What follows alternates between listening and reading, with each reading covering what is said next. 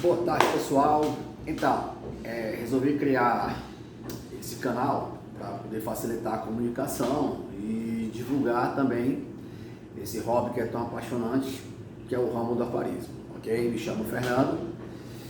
Eu percebi que ao longo da minha vida, Fortaleza era um cenário perfeito para poder termos esse hobby e ser mais praticado, mais divulgado e trazer mais público, né? O interesse do nosso canal é esse, é divulgar, trazer mais público que sejam apaixonados por aquário, que sejam apaixonados por esse hobby muito lindo, né?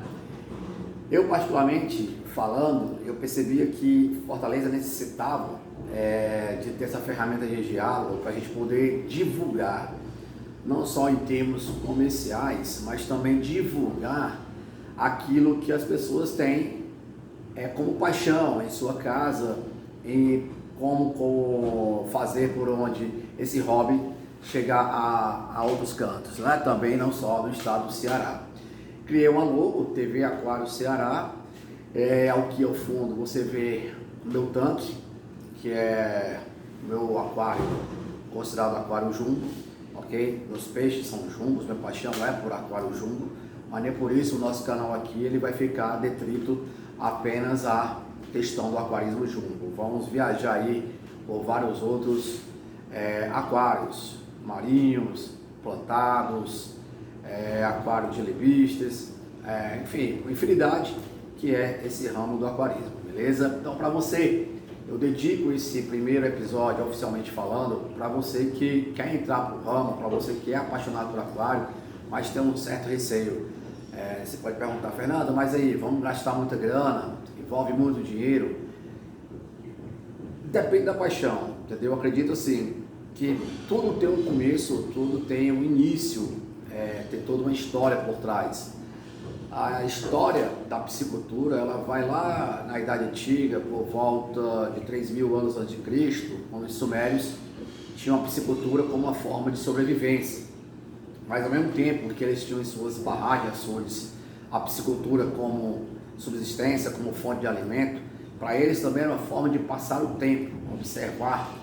Eles sacrificavam, guerreavam, conquistavam territórios e iam, através desses territórios, construindo essas represas para poder ter o alimento e ter a água.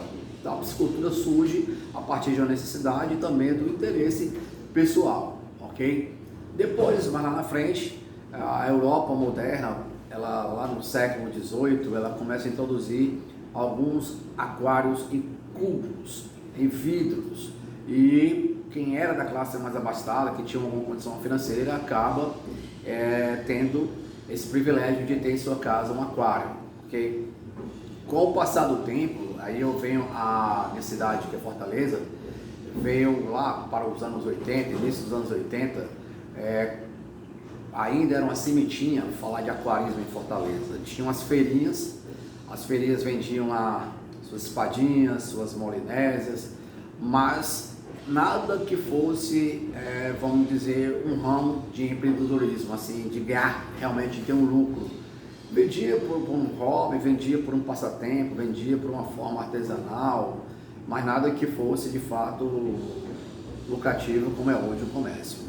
Lembro de alguns polos de vendas, algumas feirinhas ali na pracinha das Flores, de frente ao Hospital Militar do Exército. Nós tínhamos ali uma feirinha que um senhor chamado Parajana, ele colocava lá em saquinhos, vários saquinhos pendurados, seus peixes ornamentais, e lá vendiam tartarugas, por exemplo. Não tinha uma fiscalização, sequer existia o órgão do IBAMA, alguma coisa do gênero.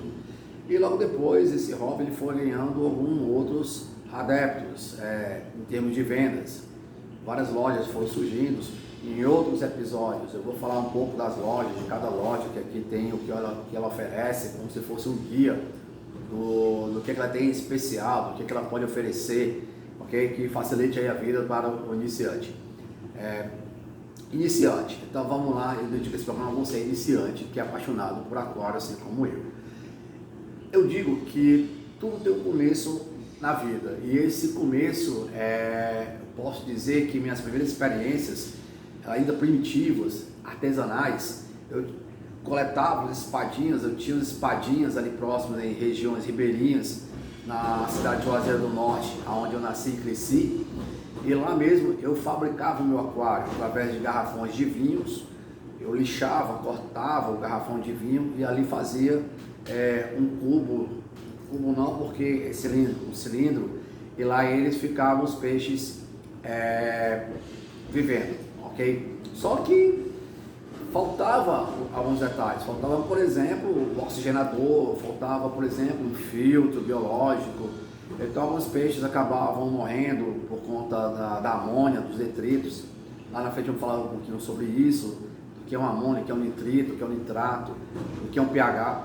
Então assim, a princípio, você que vai entrar para esse ramo, eu aconselho você começar aos poucos, começar, por exemplo, com peixe beta, depois lá na frente você se interessar por espadinhas molinésias, aí você compra um aquáriozinho mais ou menos de 20 litros e coloca um oxigenador. O oxigenador, ele não faz a limpeza, ele não faz a filtragem, ok?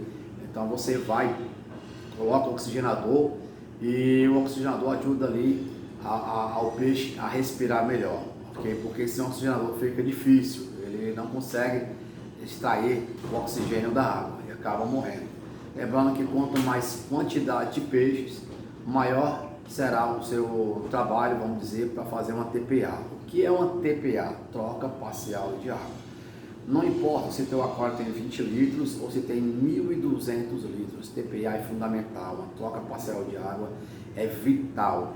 Você vai ter ali durante um período um acúmulo orgânico e mesmo tendo uma filtragem excelente, você necessita fazer uma TPA segura. O que é uma TPA segura? Saber se sua água não tem metais pesados, saber se sua água principalmente não tem cloro. Temos anticloros, temos aí um medidor de cloro que vem de algumas empresas, e aí você pode fazer o teste na sua própria casa. Aqui no meu condomínio, graças a Deus, eu tive algum problema no começo, mas hoje foi resolvido e eu trago a água propriamente direto da Cagesse para dentro do meu aquário quando eu fazer a troca em 30%. Toda semana eu faço minha TPA. Tem gente que demora mais, vai depender da sua filtragem, da sua mídia. Gente que passa em 15 dias, passa um mês. Já sei de aquários aí que passaram 6 meses sem fazer uma TPA, já escutei relatos. Então vai depender muito da sua filtragem, da quantidade de peixes.